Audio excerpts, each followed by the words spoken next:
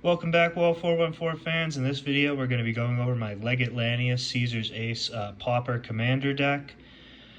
Before we get into that, just real quick, because I've noticed people are actually watching these videos and commenting, I just wanted to thank everyone.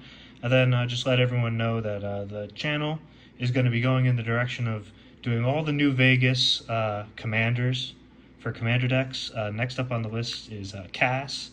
That has a lot of the new Final Fantasy cards in it. It's a cool deck. I'm still play testing it a bit. But that's where the channel's going. I know that Mr. House and Caesar are kind of generally popular commanders, so I just wanted to let everyone know before we get into it. But this episode, we're going over Lanius, and he is my Pauper commander. And Pauper commander is slightly different from regular commander. All the cards in 99 have to be common. Your commander can be any uncommon. In this case, Lanius is legendary, but it can be any uncommon. You start with 30 life instead of 40. It only takes 16 commander damage to kill. And I think the only banned cards are Rhystic Study and Mystic Remora. But other than that, it's exactly the same. It's a super fun format. I recommend everyone give it a try. This deck in total cost $25, so yeah. It's fun. You should have at least one deck, in my opinion. Save a little money. And let's get into Lanius and why I chose him as my Pauper commander. So let's get started on our analysis by reading Legate Lanius. He used 4 mana, 2 and Rakdos colors. He's a legendary human soldier, and his ability is Decimate. When Legate Lanius enters the battlefield, each opponent sacrifices a tenth of the creatures they control rounded up. That means if they control 1 creature, they sacrifice 1. If they control 11 creatures, they sacrifice 2, and so on, so on. And whenever an opponent sacrifices a creature, put a +1/+1 counter on Legate Lanius. So, he faces a lot of issues in regular Commander. First off, he's very weak to removal. It's very hard for him to swing in, and when he does, you need to build up a lot of counters to get that Commander damage in. He can get caught up in board wipes very easily. And the sacrifice playstyle puts a little bit of a target on your back. People don't like being forced to sacrifice their stuff. And Legate Lanius can't really back that up with too much strength. This all changes in Pauper, though. Because you're restricted to commons, all the board wipes in Pauper are things that do 1 or 2 damage to every creature, which Legate Lanius will survive, and they actually help Legate Lanius to get rid of people's tokens, so you're sacrificing big creatures. And I'd even go as far as to say, in Pauper, the best board wipes are these edict-type effects, making each player sacrifice a creature. So you're working with some of the best spells in the format. There's no exile removal. Instead, all the removal is destroy based pretty much, so that allows Black's protection, which always gives creatures return to the battlefield tapped when it dies, which normally doesn't work with Swords to Plowshares. It makes it super effective at protecting Legate Lanius and getting additional triggers. And finally, you only need to do 16 commander damage in Pauper. So that means, and we're going to indicate it with our nice Caesar's Palace dice, you go in with Legate Lanius, sack 3 creatures, put 3 +1/+1 counters on them. Then you play another Edict, your Accursed Marauder, sack 3 more creatures, and now he's an 8/8, which means he's a 2-shot kill on commander damage. So he's a lot better in Pauper, which is why I chose him as my Pauper commander. He's a lot more deadly, and doesn't have many of the struggles he faces in regular EDH. Now let's get into the cards that we're using in our 99. Remember, they're all commons. And so Legate Lanius forces your opponents to sacrifice, but we want to run a lot of forced sacrifices cards to go with them, obviously. And first, we're going to be running Innocent Blood. Each player sacrifices a creature for 1 mana. Very good. Just make sure you have another creature on the board. Tithing Blade. This is a really good Pauper card that you've probably never heard of. When it enters the battlefield, each opponent sacrifices a creature. For 2 mana, that's really good. Don't even need the other text. Extract a Confession. 2 mana. Each opponent sacrifices a creature. If evidence was collected, instead, each opponent sacrifices a creature with the greatest power. and you can collect evidence 6, so that's pretty good. Miracle's Edict, didn't think I'd be running this in 2 decks, it's also a Mr. House. If you roll well, each opponent sacrifices a creature, but at very least someone's going to sacrifice one. And Vraska's Fall, each opponent sacrifices a creature at instant speed or planeswalker, and they get a poison counter, which we don't interact with, but, you know, it's Pauper. We only have commons. Also, this one's 3 mana, so it's a little worse. And then we got some Edict creatures as well. We got the Accursed Marauder, 2 mana, 2/1. Each player sacrifices a non-token creature. You can sacrifice these guys as well, so you can just play them with Lanius on the field. Fleshbag Marauder, same thing for 3 mana at 3/1. Oh, people can sacrifice tokens. It's not the exact same thing. For 3 mana, 3/1, each player sacrifices a creature or planeswalker. So these are all slightly different. The Demon's Disciple. Here's the Chain Devil. For 4 mana, each player sacrifices a non-token creature. He's a 4/2. Slum Reaper, same thing, except sacrifices a regular creature. And here's a cool one, Abyssal Gatekeeper. It's a 2 mana 1/1, and when it's put into the graveyard from play, each player chooses and sacrifices a creature they control. So this one you got to be a little careful with, just like Innocent Blood, but it's very good, helps with your combos. Next, after we get our opponents sacrificing away all their creatures, we want to be making sure that we can hit them with our juiced up Legate Lanius. So here's a little evasion. First, we got the Whisper Silk Cloak. This is a very good card, probably one of the better Pauper cards. Also, you'll notice this one's listed at uncommon. If it was ever printed at common, it's legal in Pauper, by the way. Just pointing that out. But equipped creature can't be blocked and has Shroud, so it gives us evasion and protection all in one. Very good. The Gilded Pinions. Yeah, now we're in Pauper. When it enters the battlefield, create a treasure token, and it gives Lanius flying. So that one's a little weaker. Now we got the Oliphant. This is a bunch of cards that also do cycling. So the important thing to note is that it has Mountain Cycling 1, which is helpful because there's not very good dual lands. But it also does the dual purpose of whenever Oliphant attacks, another target creature you control gets +2/+0 and gains Trample until end of turn. In Pauper, the game is definitely slower, so you can definitely get some use out of 6 mana creatures. And early game also has cycling, so that's the type of versatility we're looking for. The Crag Smasher Yeti is also 6 mana and has Mountain Cycling 2, and it has Backup 2. And the way Backup works is you put 2/+1 counters on a creature, obviously Lanius, and it also gives them the following ability for a turn, and in this case it's Trample. So great early Mountain Cycling, but also you slam them on the field late game, give Lanius Trample, give Lanius a bit of a boost. And to go along with that, there's the Gloomfang Mauler, which has Swamp Cycling Backup 2, and will give Lanius Menace. Next, we have the Pauper Board Wipes. I know we have run a lot of edicts in this, but sometimes your opponents can stack up tokens, and even though a lot of people lament that the Pauper Board Wipes just get the tokens, we don't mind at all. So first off, we got Pestilence. It's a 4 mana enchantment. At the end of the turn, if no creatures are in play, sacrifice it, and you can play a black mana or pay a black mana to deal 1 damage to each creature and player. Combos very well. Cryptrats has that same effect, except it's on a 3 mana 1/1 creature. So also very good. Now we have Drown in Sorrows. It's 3 mana. All creatures get -2/-2 until end of turn, and you get to scry 1. And then we got Fiery Cannonade, which is a 3 mana, deals 2 damage to each non-pirate creature. We are running a pirate for the insane synergy. But yeah, as you can see, the Pauper Board Wipes are a little bit weak, but we just use them to mop up the tokens for our more powerful edicts. Next up, we got the Protection, and this is one of my favorite reasons to run Lanius and Pauper, because all the black protection is in common, and it's all really good and synergistic. Here we got Feign Death for 1 mana until end of turn, target creature gains. When this creature dies, return it to the battlefield tapped under its owner's control with a +1/+1 counter on it. I mentioned it before, but they target Lanius with removal. You target him with this, he dies, he comes back, his end of the battlefield happens again, everyone sacrifices a creature, and he gets a +1/+1 counter on it. They won't want to target Lanius with removal. You're going to be stacking up counters on him, and everyone will be afraid to get rid of him. And then basically, we just have a bunch of repeats of this effect.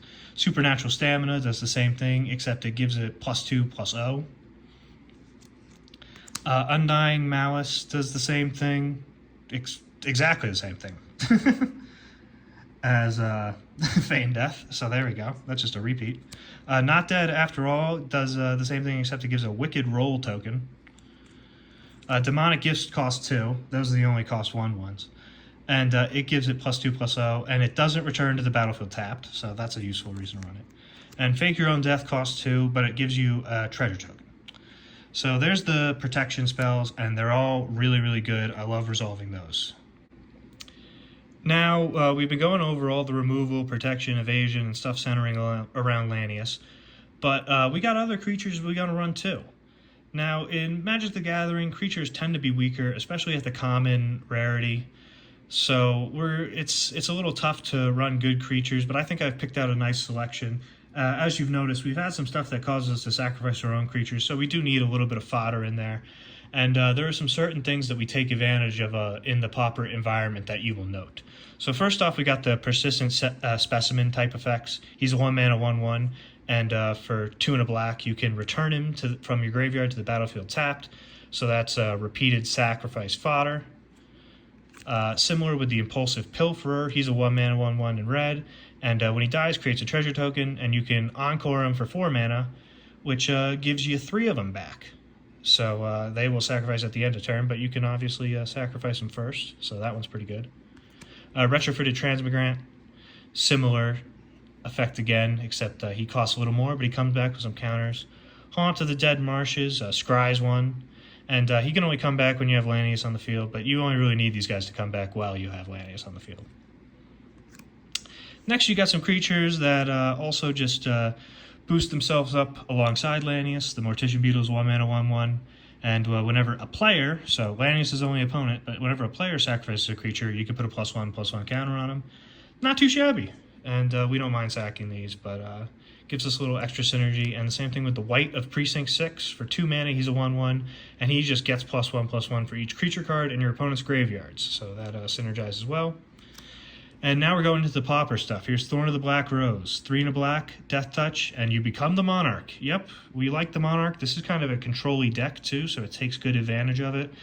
And, I mean, when you have to go with common creatures, these effects become a lot more powerful. They stand out a lot more. And the Crimson Fleet Commodore, our Ogre Pirate. He's a 5/2 with Trample, and also lets us be the Monarch. And we're even running the generic colorless Staunch Throne Guard, 5 mana Vigilance, become the Monarch. Then we got the Initiative. We got Vicious Battle Rager, a 3 and a black, and we take the Initiative, which helps us fix our colors and gives us +1/+1 counters. We actually really like the Initiative. Initiative's pretty nice, and he has a nice little effect.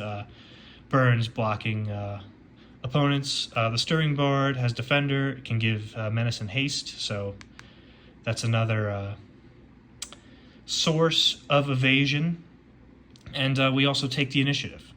Underdark Explorer, 5 mana, he has Menace, and we take the Initiative again. And this one's just generic good stuff. Troll of Khazad Doom has Swamp Cycling 1, and he can't be blocked except by 3 or more creatures. So there we go. Next up we have Draw. First off, we're just going to go over generic good draw at the common rarity. Night's Whisper, no-brainer. Sign in Blood, no-brainer. Read the Bones, no-brainer. Siphon Mind, that's a little bit of a thinker. Each other player discards a card. You draw a card for each card discarded this way. Obviously very good early game. Pauper is slower, so this one's pretty effective. And I like it. Reckless Impulse, just some nice impulse draw for 2. And Ren's Resolve, impulse draw for 2. You'll notice that repeated draw effects aren't really printed at the common rarity, so we're all on burst draw. Now we have the card draw section part 2, special Pauper edition. This is a nice little combo that a lot of Pauper decks like to use and take advantage of if they have black available to them, so we're going to be taking advantage of it. We use Ichor Wellspring, a 2-mana artifact that when it enters or is put in the graveyard, you draw. Mephitic Drought is 1 and a black for the same effect, except you draw and lose 1 life. And Mycosynth Wellspring is a 2-mana artifact that just searches a basic land instead of drawing. And then we run a bunch of cards like Deadly Dispute, where we have to sack an artifact or creature, and we draw 2. And you'll notice we had some other creatures we don't mind sacrificing, and some stuff like Gilded Pinions or Impulsive Pilferer that makes a few extra treasures to sacrifice too. So we're not just relying on those three. But yeah, these effects are probably the best draw effects in Pauper, so we want to take advantage of them. Deadly Dispute makes a treasure. Demand Answers is 2 mana, and you can also discard a card. Rowan's Grim Search is an interesting one. You can just play it as a 3 mana, draw 2, and lose 2 life, or you can bargain it, sacrifice an artifact, enchantment, or token. And if the spell is bargained, you look at the top 4 cards of your library, and then put up to 2 of them back at the top of the library, the rest into the graveyard. So this lets you see a lot of cards. It's pretty good, especially in Pauper. Probably gonna be cut from regular commander decks, but I really like taking advantage of its effect here. See a bunch of cards. Reckoner's Bargain, you gain life. All these are 2 mana, sack an artifact or creature to draw 2, and then they give it extra effect. This one's extra effect is gain life. This one's extra effect is create a map token. This one's extra effect is it has flashback. And Costly Plunder has no extra effect. So that's the additional draw that we're running. Next up, we have our Pauper Ramp. We got a few old standbys in here, like Rakdos Signet is that common, Arcane Signet is that common, the Felwar Stone's that common, so that's nice. We dip in and get the Everflowing Chalice, even though there's no special synergy with it, but I like it, Vault 13 Canteen. The Mind Stone we love. Sacking the Mind Stone to draw a card is really good.